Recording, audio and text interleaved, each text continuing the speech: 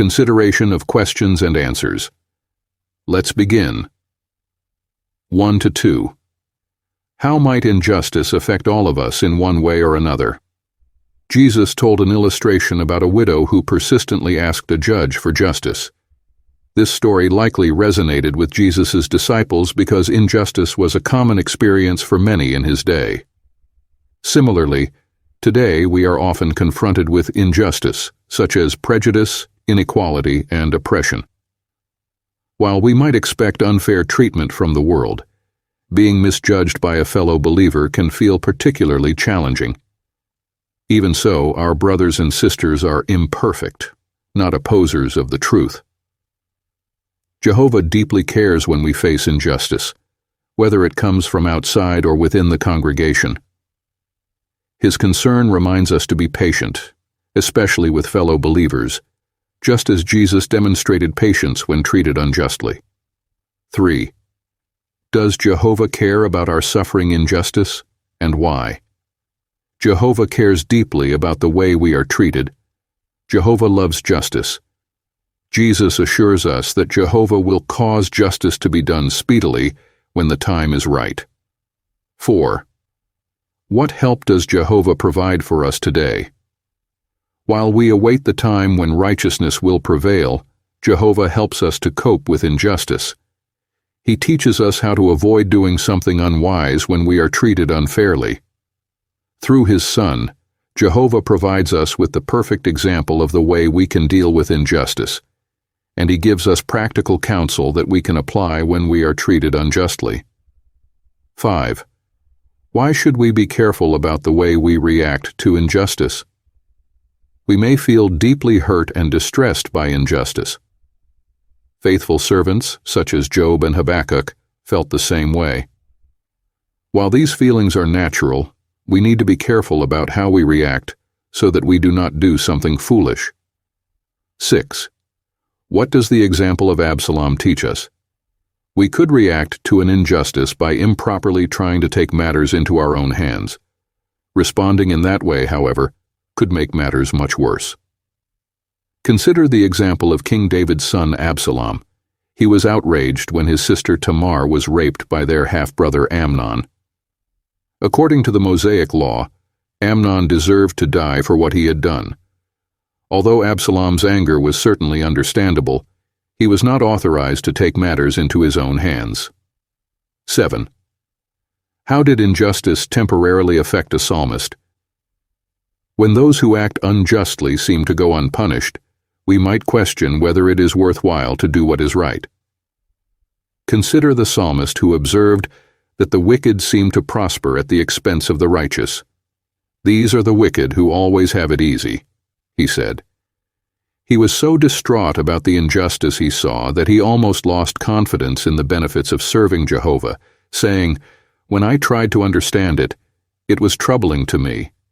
In fact, he revealed, "As for me, my feet had almost strayed, my steps had nearly slipped." Something similar happened to a brother we will call Alberto. 8. What effect did injustice have on one brother? Alberto was wrongly accused of stealing money from the congregation funds.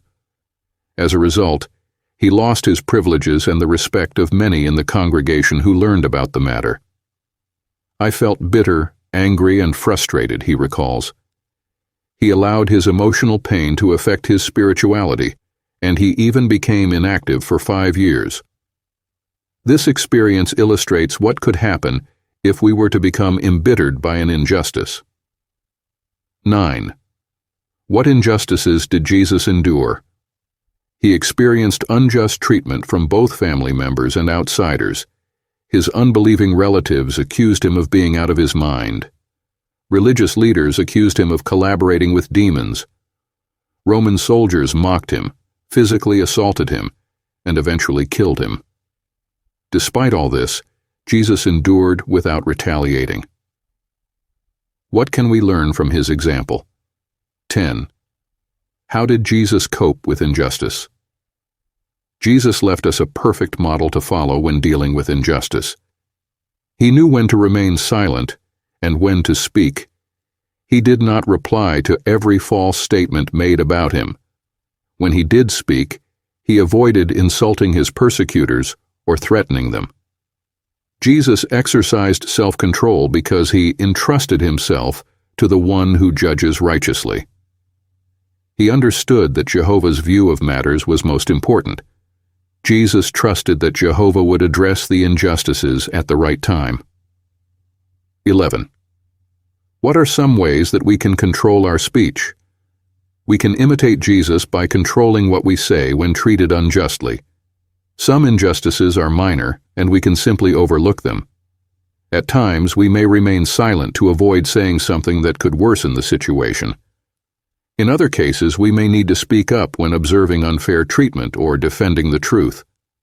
If we speak, we should strive to do so calmly and respectfully. 12. How do we entrust ourselves to the one who judges righteously? We entrust ourselves to Jehovah by trusting that He knows the truth when others misjudge or mistreat us.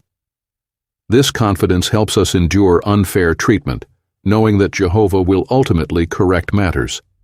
By leaving things in His hands, we avoid anger or resentment, which could harm our joy and relationship with Him.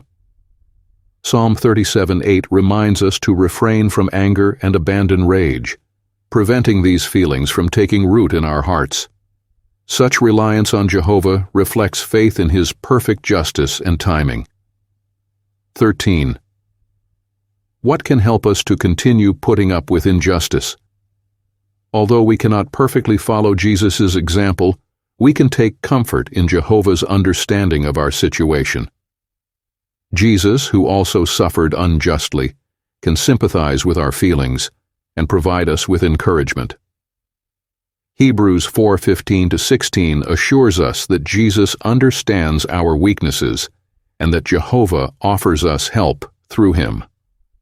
Jehovah also provides practical counsel in His Word, such as in Romans, which guides us on how to cope with injustices.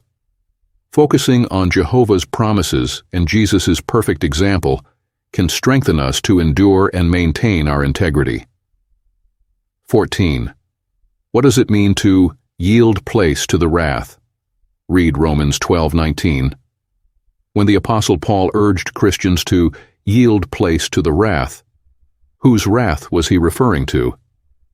According to the context, it is Jehovah's wrath. Yielding place to Jehovah's wrath means allowing Him to bring about justice in His own time and way. For example, a brother named John, who was treated unfairly, said, "I had to fight the urge to pursue righting the wrong in my own way." Romans 12:19 helped me to wait on Jehovah. 15. Why is it best to wait on Jehovah to correct a matter? We benefit when we wait on Jehovah to correct a matter. If we do so, we will be spared the burden and frustration of trying to solve the problem ourselves. Jehovah offers to help us. He says, as it were, "Leave the injustice to me, I will take care of things." If we accept Jehovah's promise, "I will repay," we can let the matter go, confident that He will handle it in the best possible way. That is what helped John, mentioned earlier. 16-17. How can prayer help us to keep conquering the evil with the good? Romans 12:21 encourages Christians to keep conquering the evil with the good. Jesus reinforced this idea in the Sermon on the Mount when He said, "Continue to love your enemies and to pray for those who persecute you." Jesus exemplified this when He suffered tremendous injustice at the hands of Roman soldiers, enduring both physical pain and indignity. Despite the injustice, Jesus was not overcome by it. Instead of cursing those who harmed Him, He prayed, "Father, forgive them, for they do not know what they are doing." Praying for those who mistreat us can reduce feelings of resentment and anger and help us see them in a more compassionate light. 18. How did prayer help Alberto and John to cope with injustice? Prayer played a crucial role in helping Alberto and John deal with the injustices they faced. Alberto explains, "I prayed for the brothers who treated me unfairly and asked Jehovah to help me move past the injustice. As a result, he continues to serve Jehovah faithfully. Similarly, John shares, "I prayed many times for the brother who hurt me. These prayers helped me view him more objectively and without judgment. They also brought me peace of mind." 19. What must we do until the end of this system? We cannot predict what injustices we may face before this system ends. Regardless of the challenges, we must never stop praying to Jehovah for guidance and strength. Imitating Jesus' response to mistreatment and applying Bible principles will enable us to remain faithful. By doing so, we can be assured of inheriting Jehovah's blessing. Review questions. How can we imitate the way Jesus coped with injustice?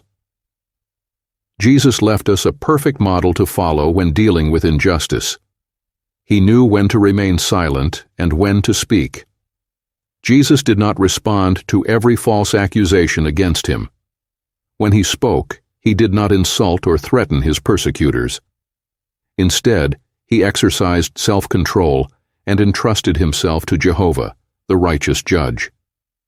Jesus focused on Jehovah's view of matters and trusted that Jehovah would address injustices at the right time. By following Jesus' example, we too can remain calm, avoid retaliation, and put our complete trust in Jehovah. What does it mean to yield place to the wrath? When the Apostle Paul urged Christians to yield place to the wrath, he was referring to Jehovah's wrath. This means allowing Jehovah to bring about justice in his own time and in his own way. A brother named John, who was treated unfairly, shared, "I had to fight the urge to pursue righting the wrong in my own way. Romans 12:19 helped me to wait on Jehovah." By yielding place to Jehovah's wrath, we trust in him to handle injustices perfectly, rather than taking matters into our own hands. How can prayer help us to cope with injustice? Prayer helps us cope with injustice by changing our perspective and softening our emotions. Jesus set the perfect example when he faced injustice. Instead of cursing the soldiers who mistreated him, he prayed, "Father, forgive them, for they do not know what they are doing." When we pray for those who mistreat us, it can reduce feelings of resentment and anger. This act of prayer can also help us view those who offend us with more understanding and compassion.